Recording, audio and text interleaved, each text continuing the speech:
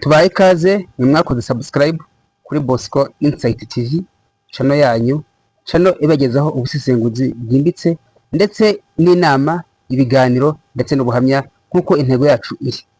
Uyu munsi twabazaniye umutumirwa, si ubwa mbere kuri iyi channel ajeho. Yaje ari umuhanzi uririmba indirimbo zitandukanye ndetse anasohora abageni, ariko uyu munsi icyo cyatuzanye, hamaze iminsi hacaracara ubuhamya bwe butandukanye ku ma YouTube atandukanye, twumva natwe uyu munsi abadukurikiye badusaba ko twamubazanira. Rero uyu munsi twamubazaniye, afite ubuhamya bushaririye, ahari nawe ukurikiye Bosco Insight TV waba ufite ubuhamya burenze ubwe cyangwa se ubuhamya bwe akagira icyo bugufasha. Rero turabashishikariza gukomeza kureba iki kiganiro mpaka ageze ku musozo, kuko Imana iraguheramo umugisha kandi n'ubuhamya bwe burubaka imitima ya benshi. Jado, turakwakiriye. Murakoze cyane, nshimira abagenda badukurikira bose aho bari mu mpande enye z'isi zitandukanye no mu gihugu cyacu cy'u Rwanda. Uko babimenye rero, ni wa musore wabo, wa musore ufite impano zigiye zitandukanye, ariko uyu munsi nishimiye ko mwantumiye kugira ngo ngire icyo ngaragariza abadukurikiye. Ubuhamya mwagiye mubona menshi atandukanye, uyu munsi rero ngiye kubutanga n'imbere yanyu ku badukurikiye. Jado, tudatinze cyane, abantu bagiye bagukurikirana ku mbuga nkoranyambaga, uri umugabo wubatse, ufite umudamu. Amateka twagiye tumenya make, twabwiwe n'abantu cyangwa se nawe uri bwivuge uko wagiye uvuga ku mbuga nkoranyambaga, bavuga ko ku myaka 15 utavugaga. Ibyo ni igitangaza gikomeye. Ubu ngubu isa tuvugana, turimo turakora ikiganiro uvuga, ntabwo ikiganiro turi gukora ari ikiganiro cy'amarenga. Byaje gute? Byatangiye ryari? Wisanze ute muri ubwo buzima? Ego, nk'uko bivuze nyine, nagiye ntanga ubuhamya ahantu henshi nyine hatandukanye. Njye nabwira abantu ko nahuye n'Imana. Navuze ko mu gihe njya gutanga ubwo buhamya, ngomba kuzajya mbanza kuririmba. Hari indirimbo ndirimba yo gushimira Imana. Ego, ndizera ko nabanza kuyiririmba, ariko nkabanza no kugera kwiragiza Imana. Ego, kwizera rigira dutana mwana hari umutagatifu, dawe uri mu ijuru, izina ryawe ryubahwe, ingoma yawe igereho hose, ushaka kibe munsi nk'uko gikorwa mu ijuru. Ifunguro ridutunga uriduhe none, tubabarire ibicumuro byacu nk'uko natwe tubabarira abaducumuyeho, ntuduterane mu mazi ahubwo udukize icyago. Turagushimira Nyagasani, kariho waduhaye kuvuga kandi ukaduha ubuzima buzira umuze. Ni wowe wagiye uturinda mu makuba menshi agiye atandukanye, utwongerera igihe cyo kubaho. Rero turakwihaye, tubaye ikindi kiganiro cyacu kugira ngo ugihezegere buno buhamya ngiye gutanga bubashe guhembura benshi, kandi buri muntu wese yumve ko hari Imana ikora kandi igikora. Hariho benshi bashobora gukira bitewe n'ubwo buhamya. Tugusabye kugira Kristo umwami wacu. Amen. Amen. Kambarinde rero iyo ndirimbo nise gushima Imana. Ndagushimira kubwo wamaye kuvuga, umakuririmba isi yose ikabibyumva. Reka nkucurangire umurya wa gitari, nkuvugirize ingoma kuko urabikwiriye. Reka nkucurangire umurya wa gitari, nkuvugirize ingoma kuko urabikwiriye. Muri ka gashyamba igihe njye nari umushumba, niho twahuriye. Nyagasani we, urambura ikiganza cyawe, unkora ku mutima, uvuga ya magambo ati bohoka, uhaye kuvuga, genda uririmbe isi yose ibyumve. atibohoka nguhaye kuvuga genda uririmbe maze bahinduke. amen. Ni indirimbo nziza cyane. Nk'uko mubyumvise rero muri iyo ndirimbo ni story y'ubuzima bwanjye. Namenye ubwenge ndi ikiragi ntavuga, ariko nyine babita abana b'umugabo wo kutavuga. yego. ubwo hariho ku myaka ingahe? Ku myaka 7. Yego nibwo namenye ubwenge nyine ntavuga,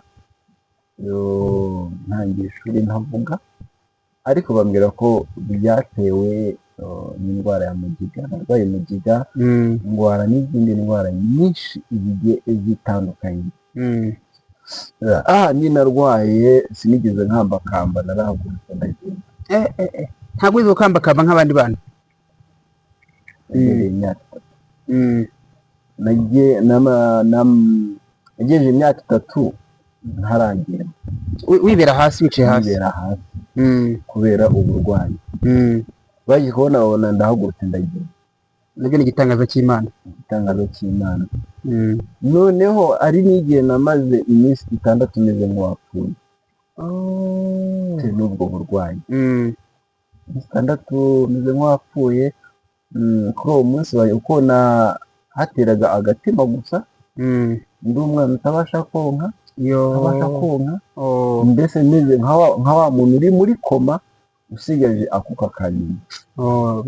Ubwo rero papa wanjye byari byamucanze, byamurenze, agiye kwa padiri kugira ngo baze bambugire kwa gusiga kw'abarwayi, mbese isengesho rya nyuma. aba yagishyikayo baramubwira ati umwana akureye.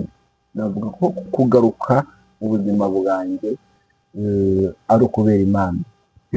Ari nacyo mbwirira ko abantu mbabwirira ko umuntu ahura n'Imana gusa. Umuntu ahura n'Imana biciye mu byo yamukoreye. Navuga ko icyo gihe nagarutse mu buzima kubera Imana. Hari icyo Imana yashatse kugira ngo ngaruke mbashe gusohoza. Yego. Hanyuma ku myaka 7 rero tugiye ko watangiye ishuri utavuga. Duhe ishusho, ku ishuri byari bimeze bite? Wenda ntarajya ku ishuri nabwira abantu ko burya ikiragi, ingaruka zo kuba umuntu ari ikiragi, bavuga abana n'umugabo kutavuga. Yego. Buri muntu wese arabisobanukirwa ko njyewe ni ikintu nyine gikomeye nyine cyambayeho, kandi nshimira Imana no kuba narabashije gukira. Yego, nabaga ndi mu rugo, papa wanjye yari umufundi, yarubakaga, ari njye tubana mu rugo twenyine. Yaba yagiye mu kazi, nta mubyeyi, nta mama wagiraga, nta bavandimwe? Bari barahungiye muri Tanzania. Yego. Narasigaranye na papa. Yaba agiye nko mu kazi, yasigira nk'ibyo kurya, yaza yasanga ntabiriye, ubwo akubitwa. Simbasha kuvuga ngo wenda ngo nisobanure mvuge ngo nariye kwa runaka ndahazi, akumva yuko nyine ari kwa kutumva kw'abana. Wakoreshaga amarenga gusa n'ibimenyetso? Ni amarenga. Kumva aho narumvaga, ariko ntavuga. Ndibuka umunsi umwe nasibye kujya kwiga, nagiye gufata imyenda y'ishuri, neguye nyine isanduka. Twagiraga amasanduka y'ibiti, niba abantu bayazi. Ubwo wadukurikiye, uradubwira muri commentaire ko bayazi. Yego, niba bayazi. Ngiye gufata inifomu asanga hizindiyemo inzoka nini cyane. Yaraje mu isanduka? Yego. Yabaga umuntu tutabizi, asanga yizingiye ku myenda, nuko nsiba ishuri gutyo. Papa atashye arankubita kubera ko nagiye kwiga, kugira kuvuga bidakunda, ntabasha uburyo usobanura ibyabaye. Abantu baraza basanga arimo arankubita. Yesu, uwo mwana kurimo kumukubita urabwirwa n'iki icyamusubije kujya kwiga, niba atasibaga kujya kwiga? noneho mfata umwe muri abo bari baje guhurura akaboko mutwara mu nzu, ugejeje mu nzu mutungira urutoki ku gisanduku, apfunduye asanga aho ya nzoka yari ikirimo nzigenda y'iciro nini cyane. ubwo barapfundikira baterura ya sanduka bayizana hanze, urumva ya nzoka barayica ifite metero. Izo ni ingaruka zo kutavuga. Ni ingaruka zo kutavuga. Ni ibintu nyine uba usanga bibabaje nyine biteye agahinda, kandi ni ibintu ni igikomere umuntu aba afite kiba birumvikana birumvikana. Hanyuma dusobanurire, waje kuvuga bigenze bite, byaje ryari, wari uri hehe? Yego, kigiye rero natangiye ishuri imyaka 7 jenoside ikirangira, ubwo ndagenda ndiga ngeze mu mwaka wa 3, tsinda naratsindaga, utavuga ikibazo ntajya kukibaho ngo nsome. Warandikaga gusa? Narandikaga ugasoma, bakubaza ndi basubiza mu nyandiko? Nasubiza mu nyandiko. Kigiye umudirecteur wari uhari aravuga ati ibintu ntabwo tuzabishobora, niba umuntu atajya kukibaho ngo asome ntabwo turagira ubushobozi bwo kuba twabasha kugira kwigisha umuntu umeze gutya. Icyo gihe bahamagaza papa baramubwira ati umwana wawe mutware nazamenya kuvuga uzamugaruke. Mbwira abantu ko icyo ni igikomere cya mbere nagize bitewe no kugira kutavuga. Mbuze ishuri atari uko ndi umuswa, ariko ndibuze kubera ko ntavuga.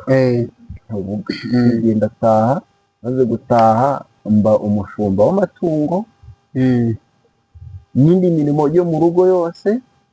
Urumva ubwo ndaharasinga n'ubwo buzima. Abo tuvukana aho bari barahungiye muri Tanzania, bamaze guhunguka basubira